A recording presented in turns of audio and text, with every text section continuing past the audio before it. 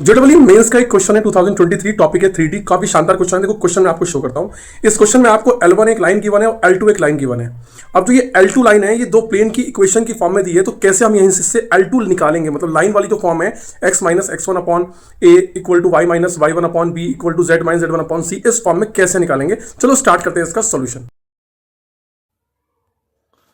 बच्चों आप इस क्वेश्चन में देख सकते हैं कि L2 एक लाइन है जो 3x plus 2y plus z minus 2 equal to 0 equal to x minus 3y plus 2z minus 13, दो प्लेन को इक्वेट करके एक लाइन बनाई जाती है। तो आप देखिए फिगर देखिए, यहाँ पे दो प्लेन बने हुए हैं और दो प्लेन को इंटरसेक्ट करने वाली जो लाइन है जो मैंने डार्क की हुई है L2, नीड दिस लाइन, ये लाइन हमें जरूरत है। अब एक लाइन को निकालने के लिए आपको एक पॉइंट चाहिए और उसके पैरेलल एक वेक्टर चाहिए। तो आप क्या करेंगे बच्चों, दोनों प्लेन की इक्वेशन पे x y z में से किसी को भी आप जीरो इक्वेट कर दो। मैंने z को जीरो मान लिया। अब यहाँ से x और y में दो इक्वेशन आ गई, उनको सॉल्व कर लिया। x की वैल्यू आ गई 32/11, y की वैल्यू आ गई माइनस 37/11 और z की वैल्यू आपने जीरो मानी है। तो आपका a वो पॉइंट मिल गया जो इन दोनों के इंटरसेक्शन लाइन पर होगा। अब बच्चों आपको चाहिए b वेक्टर जो कि इस लाइन के पैरेलल होगा। वो बेसिकली दोनों ही प्लेन के ऊपर जो नॉर्मल वेक्टर है ना उनका क्रॉस प्रोडक्ट से आएगा वो b वेक्टर। आप खुद देखिए कि दोनों प्लेन पर जो नॉर्मल वेक्टर होंगे उनका क्रॉस प्रोडक्ट, मतलब लाइन जो है ना, लाइन बेसिकली लाइन दोनों प्लेन पर जो नॉर्मल वेक्टर है उन दोनों के ऊपर परपेंडिकुलर है।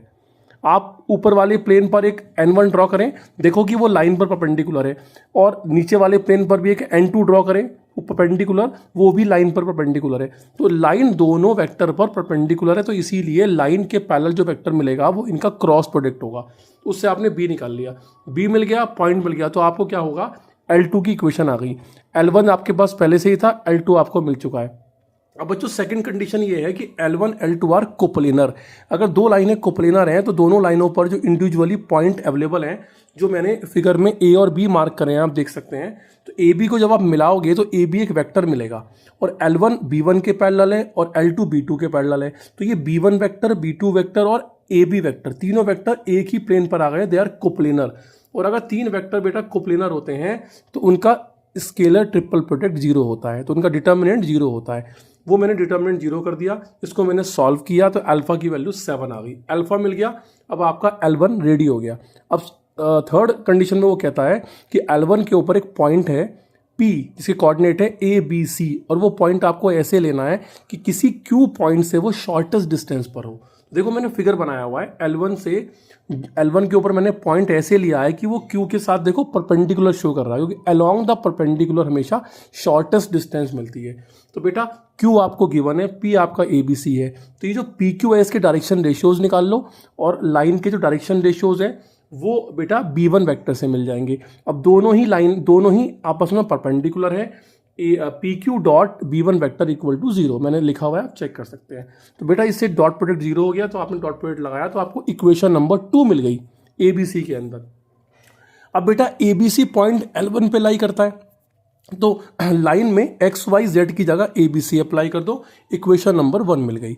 अब बेटा इक्वेशन नंबर 1 के जो स्टार्टिंग के दो रेशो हैं उनको सॉल्व करो और लास्ट के दो रेशो को सॉल्व करो।